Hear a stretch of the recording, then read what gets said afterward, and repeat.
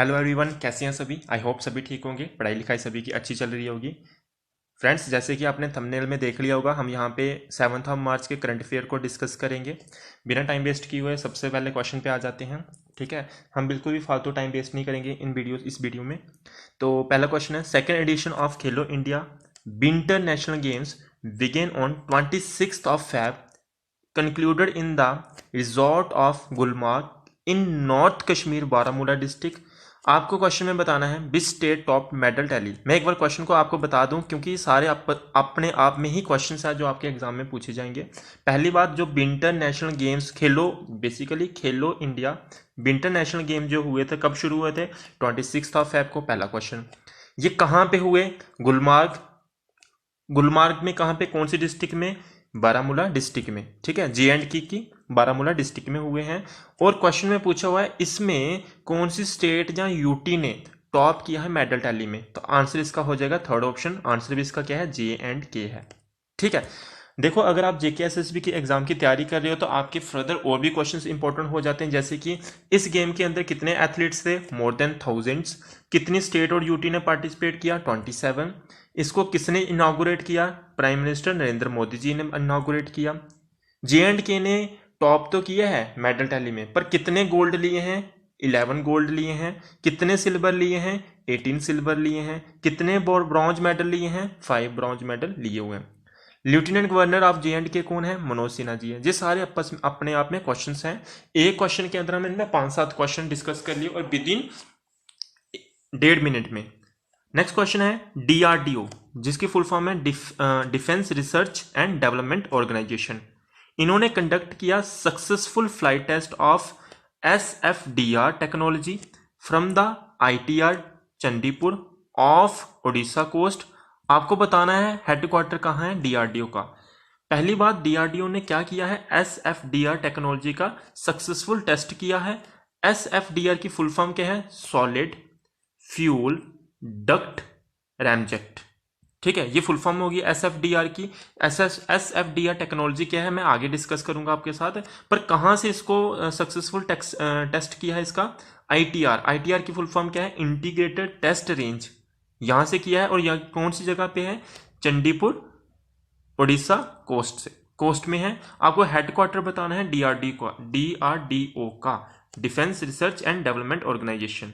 कल मैंने आपको क्वेश्चन एक और कम्युनिटी में डाला हुआ था, जो कि पूछा हुआ था मैंने, कौन सी तारीख को इसको फाउंड किया गया था। इसका आंसर होता है 1958। सभी ने आंसर, मैक्सिमम कैंडिडेट्स ने आंसर गलत दिया होता, 1948 आंसर दिया हुआ था। आज का इसमें क्वेश्चन है हेडक्वार्टर कौन सा है? DRDO का, तो आंसर क्या हो जाएगा? Third option, new Delhi. Next, इसके अंदर SFDR के बारे में जानने से पहले थोड़ा सा DRDO के बारे में और जान लेते हैं। इनके चेयरमैन कौन है DRDO के? डॉक्टर सतीश रेड्डी जी। हेडक्वार्टर कहाँ पे है? न्यू दिल्ली में। कब एस्टेब्लिश हुआ था? 1958 में। SFDR की बात करनी हो, फुल फॉर्म मैंने आपको बता दी है।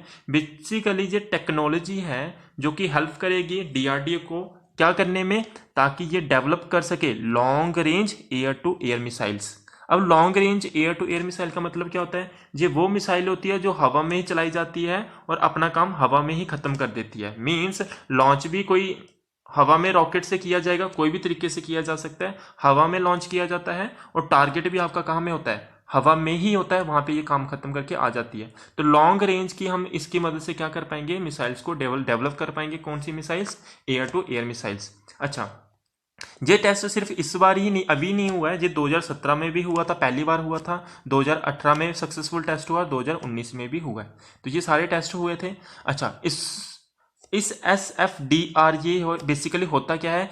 ये मिसाइल प्रोपल्यूशन सिस्टम है। अब मिसाइल प्रोपल्यूशन सिस्टम क्या होता है आपको पता होगा। जब कोई मिसाइल जाती है ऊपर की तरफ, नीचे ऐसे करके ऐसे ना आग से निकलती है, गैस हाई प्रेशर से निकलती है ना। तो ये जो चीज निकलती है, इसके कारण न्यूटन थर्ड लॉ के मुताबिक ये रॉकेट को ऊपर की तरफ धक्का लगता है। तो इसी ये जो लगा होता है ना, जिसके कारण हाई प्रेशर से गैस इसके अंदर से निकलती है, इसको हम बोलते हैं प्रोपल्यूशन सिस्टम। तो ये उसके लिए, उस टेक्नोलॉजी के लिए इसको यूज किया जाता है। कौन डेवलप करता है इसको? प्राइमरली कौन डेवलप करता है? DRDL की फुल फॉर्म की बात करनी हो तो क्या है? Defence research development laboratory. ठीक है, और साथ में कौन मिलके? RCI। ठीक, नेक्स्ट क्वेश्चन देखते हैं। National payment corporation of India and dash have partner to launch RuPay soft POS for Indian merchants. Indian merchants के लिए एनपीसीआई ने पार्टनरशिप की है किनके साथ, उसका बताना, उनके बारे में बताना है आपने, कौन सी कंपनी है, किनके साथ पार्टनरशिप की है, ताकि क्या कर सकें, ये डेवलप कर सके रुपे सॉफ्ट पीओएस। पीओएस की फुल फॉर्म क्या होती है ये आगे बताता हूं, पॉइंट ऑफ सेल बता देता हूं यहीं पे, पॉइंट ऑफ सेल इसकी फुल फॉर्म होती है। तो ये एक सॉफ्टवेयर बेसिकली डेवलप करेंगे जिसका नाम है रुपे सॉफ्ट पोस है। अच्छा, किनके साथ पार्टनरशिप की है एनपीसीआई ने, तो एक पार्टनरशिप की है आपकी एसबीआई पेमेंट, यानी कि option number first is the right answer. RuPay soft pose क्या है इसके बारे में यहाँ पे लिखा हुआ, आप स्क्रीनशॉट ले लो, इसके बारे में स्टडी कर लो। बेसिकली ये मर्चेंट की हेल्प के लिए है। देखो मर्चेंट्स के आपके पास जो मर्चेंट्स होते हैं उनको काफ़ी सारी प्रॉब्लम आती है, एमएसएमई को काफ़ी सारी प्रॉब्लम्स आती है अपने बिजनेस करने में। तो अगर उनके पास एंड्रॉयड स्मार्टफोन फोन है तो वो किसका यूज़ कर सकते हैं, नियर फील्ड कम्युनिकेशन सिस्टम को इनेबल करके अपने फ़ोन से ही क्या कर सकते हैं, पॉइंट ऑफ सेल टर्मिनल को ऑन कर सकते हैं और पेमेंट को एक्सेप्ट कर सकते हैं। कितनी पेमेंट को एक्सेप्ट कर सकते हैं, सिर्फ एक क्लिक के साथ 5000 पेमेंट को एक क्लिक के साथ एक्सेप्ट कर सकते हैं। ये बेसिकली उन्हीं के लिए ये बेसिकली बनाया गया है। जो आपके लिए मेन था वो मैंने क्वेश्चन में आपके साथ डिस्कस कर लिया, ये इंपॉर्टेंट है, ये समझ लो। नेशनल पेमेंट कॉर्पोरेशन यानी कि एनपीसीआई के एमडी और सीईओ कौन है, दिलीप असबे जी हैं। हेडक्वार्टर कहाँ पे है, मुंबई में है। कब फाउंड किया गया था, 2008 में फाउंड किया गया था। देखिए ये आपके लिए करंट अफेयर में डेली लेकर आया करूंगा। अगर आपको सीखने को मिल रहा है तो आप वीडियो को ज़्यादा से ज़्यादा लाइक करना, अपने फ्रेंड्स के साथ शेयर करना, ताकि मुझे मोटिवेशन मिले। और डेली मैं इसी तरह से आपके साथ करंट अफेयर एमसीक्यू की फॉर्म में और अच्छे से डिटेल में डिस्कस करूंगा, ज़्यादा बिना टाइम वेस्ट करे हुए। चलिए नेक्स्ट क्वेश्चन देखते हैं। Present revenue secretary Ajay Bhushan Pandey retired on 28 Feb, who is given the additional charge. देखिए जो हमारे रेवेन्यू सेक्रेटरी जो हैं उन अजय भूषण जी, इनको भी बेसिकली एडिशनल चार्ज मिला हुआ था, इनको रिटायर कर दिया गया 28 Feb को। अब एडिशनल चार्ज किनको दिया गया है, आपके सामने ऑप्शन है, इसका आंसर हो जाएगा सेकंड ऑप्शन, जो कि क्या है, तरुण बजाज। तरुण बजाज जी को एडिशनल चार्ज दिया गया है रेवेन्यू सेक्रेटरी का। नेक्स्ट देखते हैं जो ऑप्शंस दिए हुए थे उनको भी, ऑप्शंस को भी डिस्कस कर लेते हैं। जैसे कि रितेश कुमार जी का ऑप्शन में था, तो ये कौन है, basically he is a CEO of HDFC Ergo general insurance के। प्रदीप कुमार मिश्रा की बात करनी हो, ये कौन है, ये एडिशनल प्रिंसिपल सेक्रेटरी हैं किनके, प्राइम मिनिस्टर नरेंद्र मोदी जी के, जान के हमारे इंडिया के प्राइम मिनिस्टर। स्नेहा लता श्रीवास्तव जी की बात करनी हो, ये सेक्रेटरी जनरल है लोकसभा के। और राज्यसभा के कौन है, देश दीपक वर्मा जी। यहाँ पे बहुत इंपॉर्टेंट आपके एग्जाम के लिए क्वेश्चन है। आपको पता होगा हमारा लोकसभा एक टीवी चैनल था और एक राज्यसभा टीवी चैनल था, अब ये दोनों मर्ज हो चुके हैं और एक नया टीवी चैनल बन चुका है जिसका नाम है संसद टीवी। नेक्स्ट क्वेश्चन देखते हैं। Kotak Mahindra bank has signed MOU with Indian army here for salary accounts.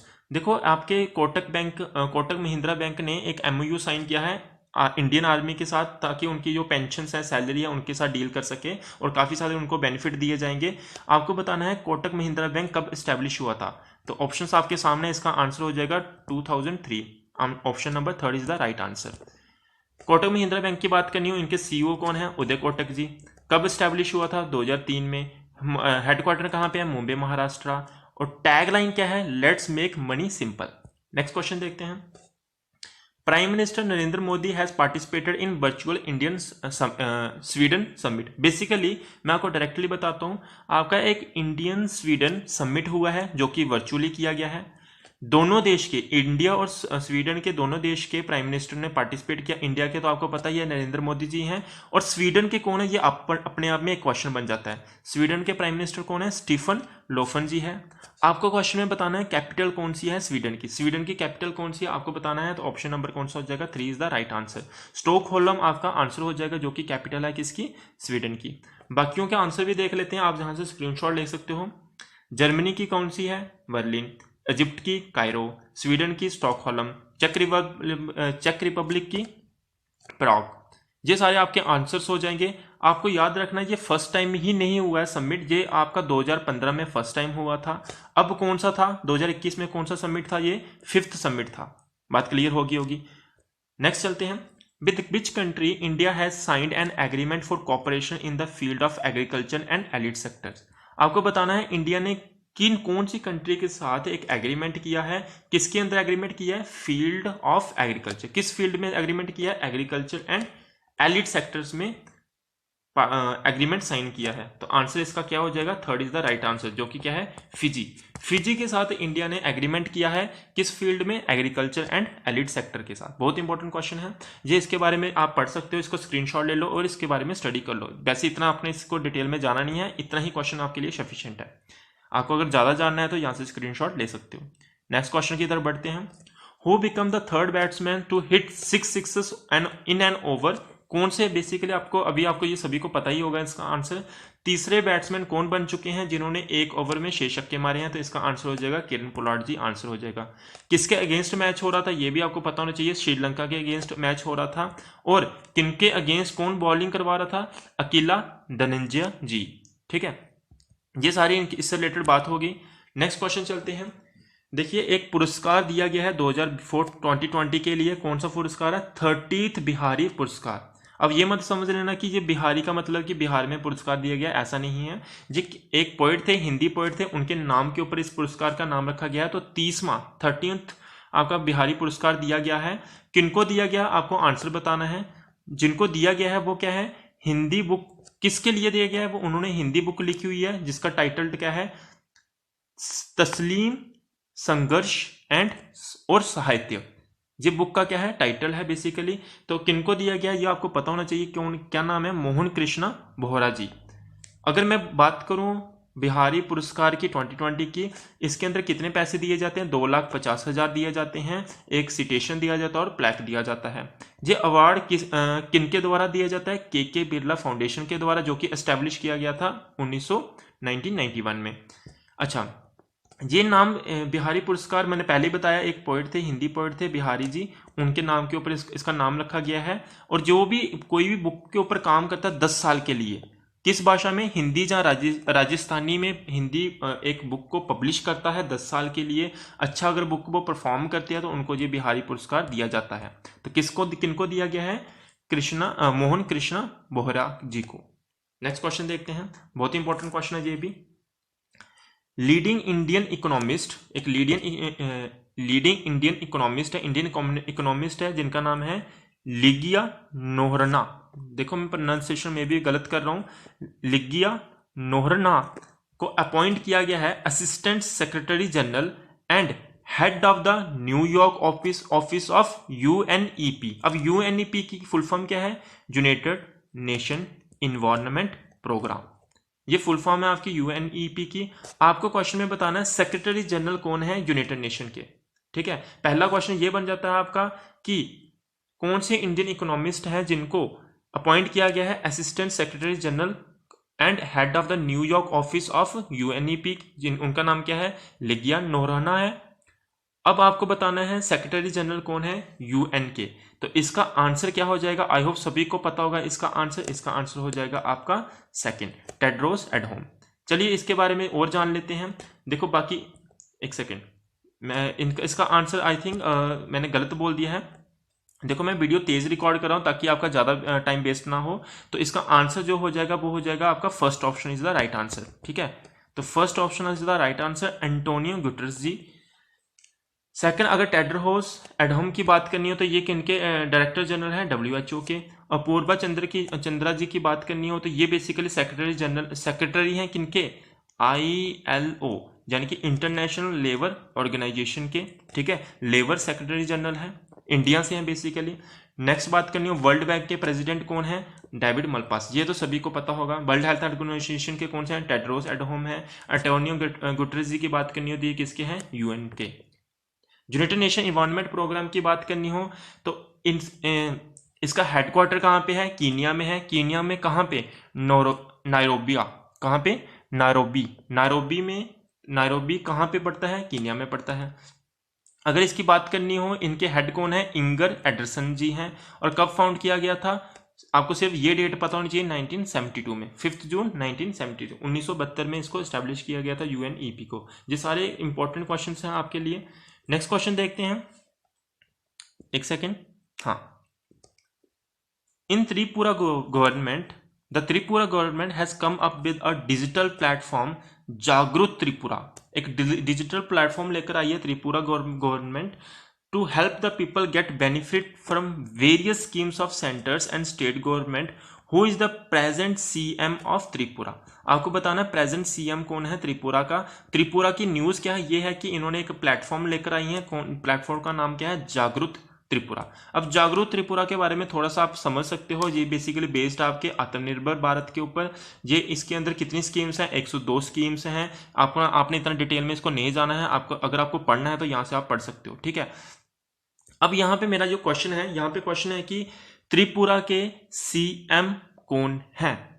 ये क्वेश्चन आपका होमवर्क है, आपने कमेंट सेक्शन में इसका आंसर करना है। आज की वीडियो में यहीं पे रखता हूं। इस वीडियो को ज्यादा से ज्यादा लाइक करो, शेयर करो अपने फ्रेंड्स के साथ, और इस क्वेश्चन का आंसर करना कमेंट सेक्शन में। अगर आप ज्यादा से ज्यादा शेयर करोगे तो मेरी मोटिवेशन बढ़ेगी और मैं अच्छे से आपके लिए वीडियोस लेकर आता रहूंगा डेली करंट अफेयर की, जो कि बहुत इंपॉर्टेंट है आपके सभी एग्जाम्स के लिए और आपकी नॉलेज के लिए भी। Okay, bye bye, have a nice day.